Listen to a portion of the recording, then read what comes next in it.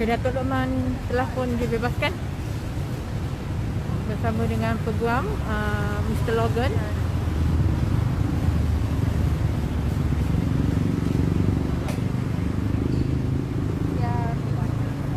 Ini muka aku.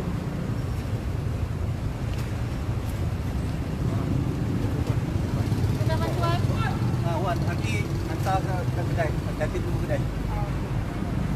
Jadi Datuk Lokman telah pun dibebaskan. Alhamdulillah, syukur alhamdulillah. Takbir! Allahu Akbar. Takbir! Allahu Akbar. Takbir! Allahu Akbar. Muka tu apa saja? Ini dah Datuk Lokman telah dibebaskan.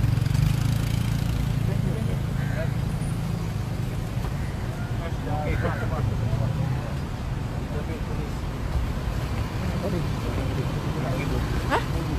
Apa juga? Namanya? Tak, Jaminan Polis. Okay. Thank you Mr. Logan. Ya, thank you. Okay.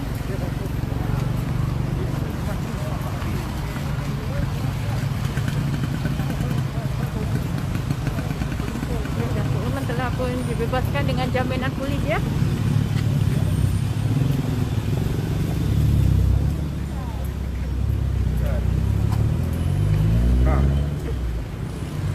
Okey, mana? Jadi sekarang kita bersama dengan Datuk Lokman, bersama dengan peguam Datuk Lokman Mr. Logan. Okey Datuk. Jaga jarak ya. Okey. Okey Datuk, sedikit kata-kata untuk petang ni Datuk. Assalamualaikum warahmatullahi wabarakatuh. Pertama saya ucap jutaan terima kasih kepada semua yang hadir pada petang ni. Alhamdulillah Alhamdulillah saya telah dibebaskan dengan jaminan polis. Seorang penjamin, saudara Aizul, jaminan mulut sebanyak RM5,000. Saya telah pun ditahan di bawah Seksyen 506 kerana tuduhan kononnya saya telah mengugut Perdana Menteri.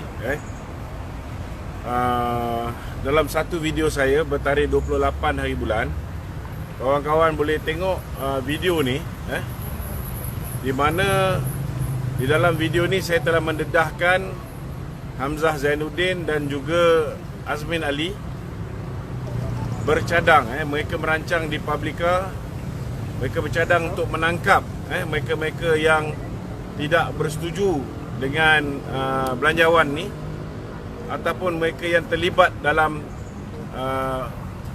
proses undi tidak percaya ke atas Tan Sri Muhyiddin Yassin.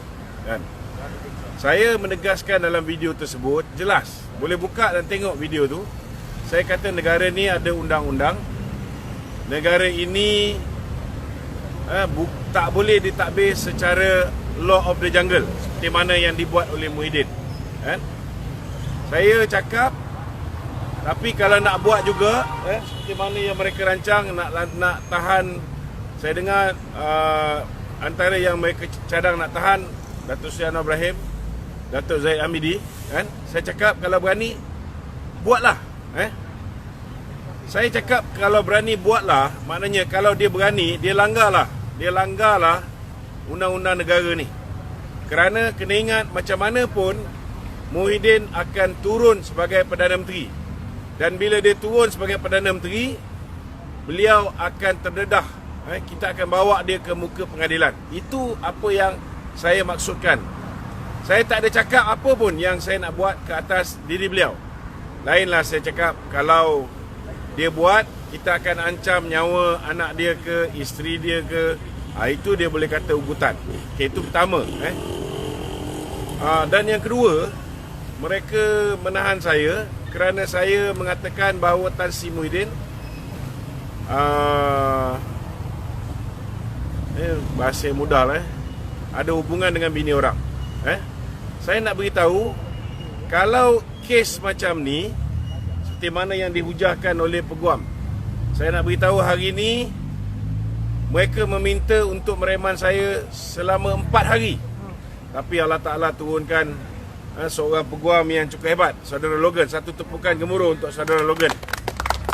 Kalau orang lain tadi defend saya, tak mungkin saya boleh dibebaskan hari ini. Saudara Logan telah memberikan hujah-hujah dan berhujah balas dengan pihak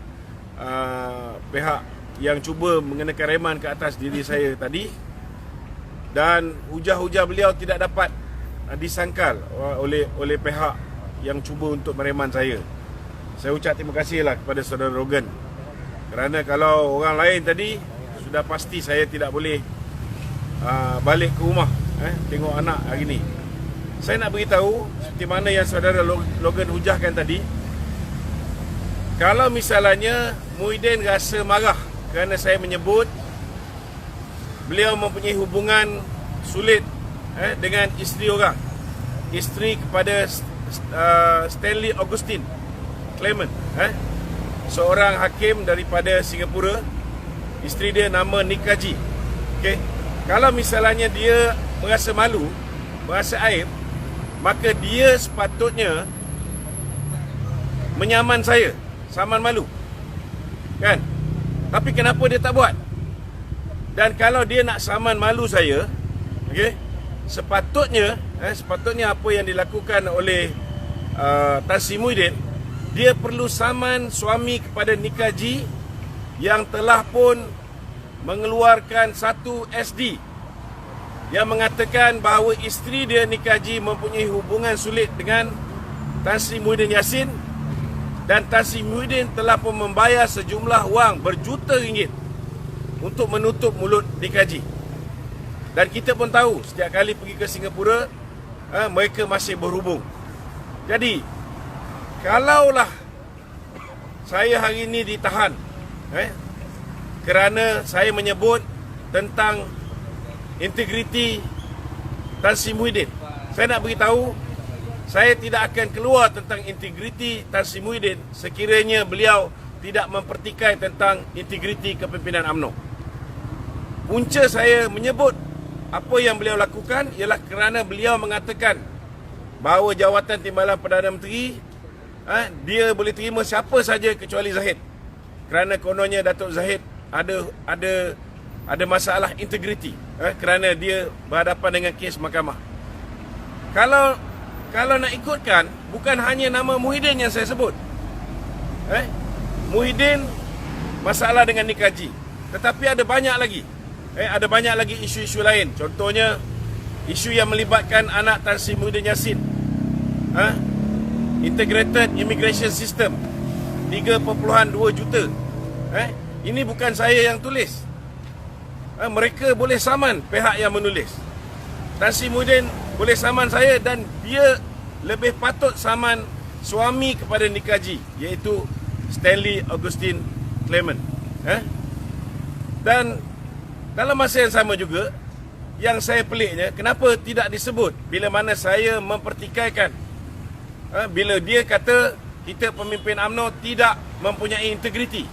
Jadi di mana integriti Azmin Ali, Timbalan Perdana Menteri hari ini, ataupun Menteri Kanan nombor 1?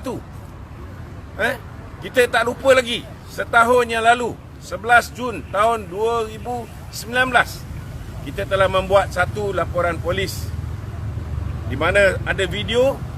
Di dalam video itu jelas adalah video perlakuan seks luar tabi'i antara Azmin Ali dengan pasangan dia, kekasih dia, Haziq.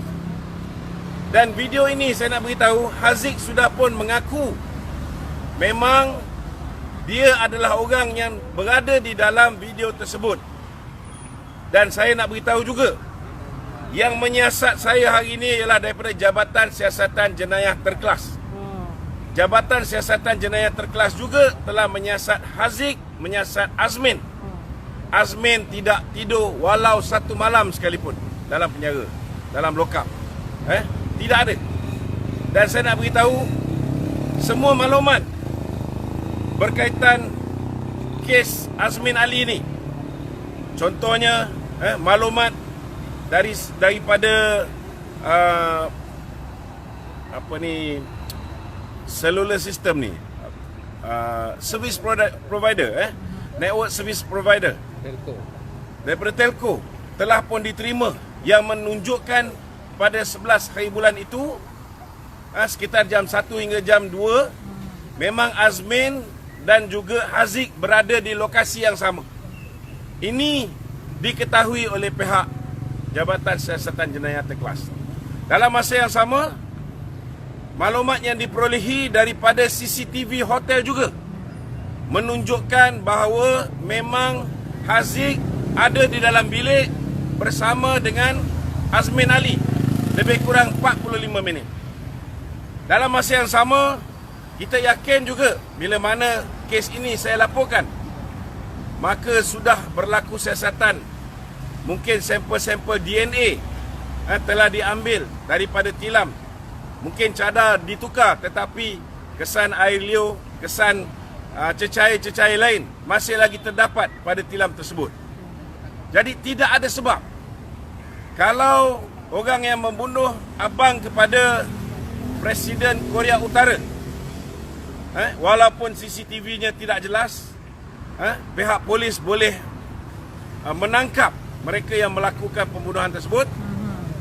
Masakan hari ini, bila mana orang yang telah merakam video tersebut,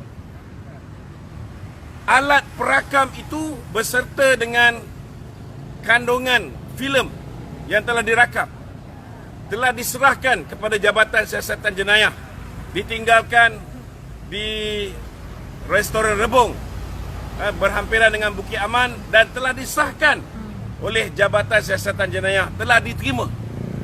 Kenapa sehingga hari ini masih lagi tidak ada tindakan diambil ke atas Azmin Ali, tidak ada sebarang bentuk pendakwaan?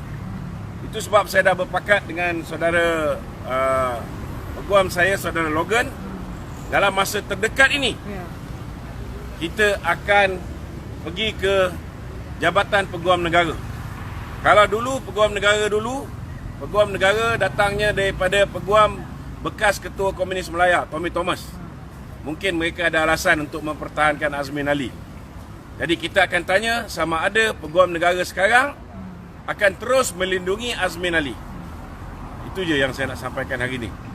Jadi saya nak beritahu dengan Hamzah Zainuddin, saya nak beritahu dengan Muhyiddin Yassin, kamu boleh lock up saya, kamu boleh penjarakan saya, tapi kena ingat, berapa lama kamu boleh buat demikian? Suka tak suka, paling lama 2 tahun setengah daripada sekarang kita akan berhadapan dengan pilihan raya. Dan bila pilihan raya, bila kita mengambil alih pucuk pimpinan negara, kita akan pastikan mereka yang menyalahgunakan kuasa, mereka yang melindungi pihak-pihak seperti Azmin Ali dan sebagainya ni, kita akan hadapkan ke muka pengadilan, insyaAllah. Okay, ada anything to no. Everything is good. All good. Okay. Okay. Okay, itu saja. Sekian. Okay, Assalamualaikum terima kasih, warahmatullahi wabarakatuh.